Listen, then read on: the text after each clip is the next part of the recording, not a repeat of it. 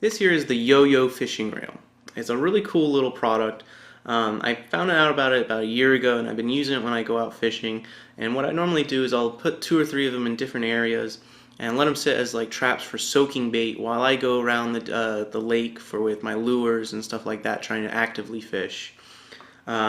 Sometimes they've saved me on skunk days where I've gotten no fish on lures, and I've come back to these guys and there's a fish sitting there waiting for me. So it's really nice one of those types of days, and it can make a real great survival tool. The way it works is you have this kind of nylon thread here that you pull out the desired length amount that you want to sit the bait in the water. It has this little kind of foot here that grabs on, and it grabs onto that little tooth. And what happens is you kind of hang it from a tree or some kind of thing, and when the fish pulls on that string, it kind of pulls that latch up and activates a spring-loaded wheel. And what happens is the fish pretty much yo-yos back and forth, and it gets tired and then finally just gives up. Now for bigger fish, they can sometimes pull this thing apart.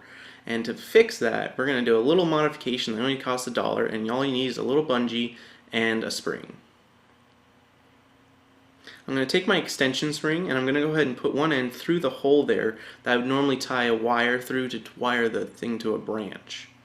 And what this is going to allow is when the yo-yo fishing reel gets to the end of its spool, if a large fish pulls the spring real hard, instead of the spring getting a hard stop and kind of breaking your yo-yo reel and possibly breaking off a branch and the fish going off with everything, what it does is it gives it an extra kind of little drag and spring-loaded give. So when it gets to the end of the spring inside of the yo-yo, you have an extra spring and that bungee that then takes over and acts as even more compression and pulling back and tiring out those bigger fish, so that way they're still there when you come back to find your reel later on in the day.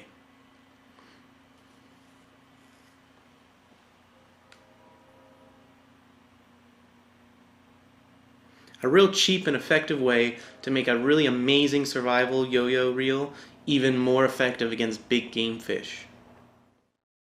All you're going to need is a 1/4 eyelet screw that's 2 inches long, 2 washers, a wing nut that fits 1/4, and a compression spring. I've also taken a clear piece of plastic and I've cut it out into a circle. All I did is I laid down my reel down there and cut out the shape, and I drilled a hole that matches the center of the spool.